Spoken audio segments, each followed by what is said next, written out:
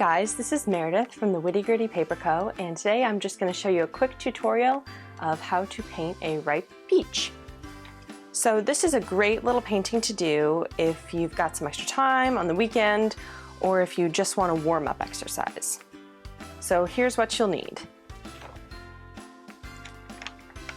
A 5x7 piece of cold pressed watercolor paper, 140 pound or 300 pound, either is fine. High adhesive masking tape, one large round brush, one medium round brush, and a detail brush, multiple shades of yellow and orange watercolors.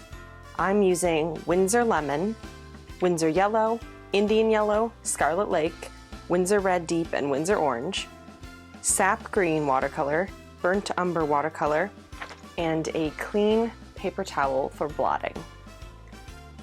All right. So now I just want to note that I have chosen to do this little painting on my heavier 300 pound watercolor paper, just because I think it lends a bit more texture. But if you do not have 300 pound, that's totally fine. 140 pound will work just as well. So remember that 300 pound paper is so thick that it doesn't need to be masked down. But if you're going with the 140 pound paper, don't skip that step. So remember, the only reason I'm not masking mine down is because it is the 300 pound paper. All right, so let's dive right in. Okay, so for a shape this simple, I'm not gonna draw an outline of my peach, but if you would feel more comfortable, feel free to sketch it out first. All right, we're starting by just painting the circular shape of the peach in just water. You want this to be shiny wet, but not puddle wet. I think I'm going to start by dropping in some Winsor Yellow first. Spread that around. Maybe some Winsor Yellow too. This is just our base layer, so don't freak out and go, peaches aren't yellow. I know peaches aren't yellow, but it's important that we have a good foundation for when we start layering on the oranges and the reds. And if you get little puddles of color, just feel free to soak them up with your paper towel, otherwise they will take forever to dry. So don't let it dry completely, just let it dry a little bit. Okay, so off camera, I think you guys should be able to see this, I added a little bit more Indian Yellow, which is my darkest yellow in the palette today, on the left side, because I think that the most important thing for making still lifes look realistic is having clear highlights and lowlights. So you see there's a little highlight that formed on my right side, so I decided to emphasize the low light. So that's why it looks a little bit different.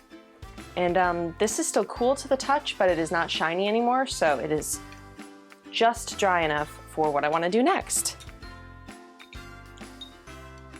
All right, I'm going to use my smaller brush now to start dropping in my oranges and reds. Now most of my oranges and reds are pretty watered down because I really don't want to overpower the base layer. So make sure you're not taking straight from the tube or the pan or anything. Make sure you water them down a little bit. This is amazing practice if you feel uncomfortable or nervous with wet and wet washes. They can be tricky and fickle, but if you master them, they yield beautiful results. There's no real right or wrong way to do this part, so I would suggest Googling an image of a ripe peach, or if they're in season where you live, just get yourself a real one and look at that for reference. Don't forget to add a gentle highlight with your tissue on one of the sides of your peach as well, if you haven't already.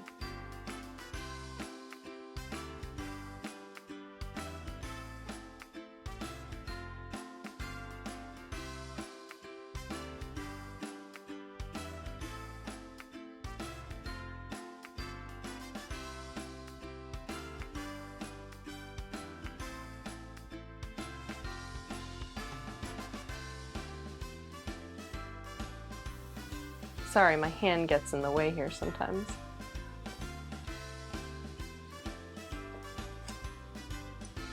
And once you're happy with all your colors, make sure to let this layer dry completely. Okay, we've only got a few more touches to add here.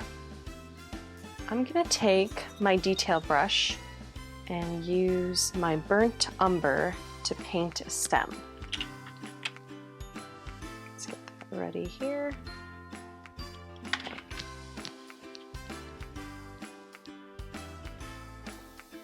Now I'm gonna dip into my last color, sap green, to paint the peach leaf.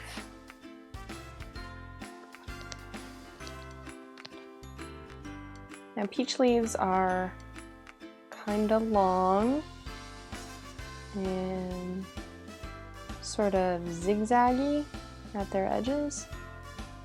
They come to a nice point. I like to make mine pretty dark. I think it gives a nice contrast to the peach itself.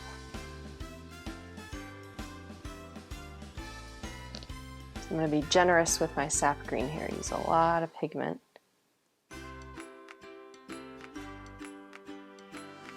To make it a nice dark leaf.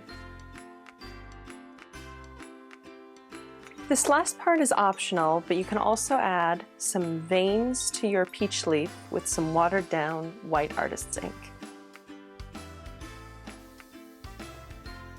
Remove your masking tape if you used it and make sure to sign your piece as well.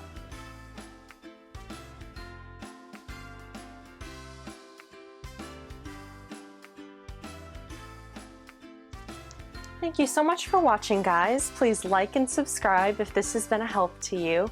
And make sure to check out more of my work with any of the links at the end of this video. Thanks again. Bye.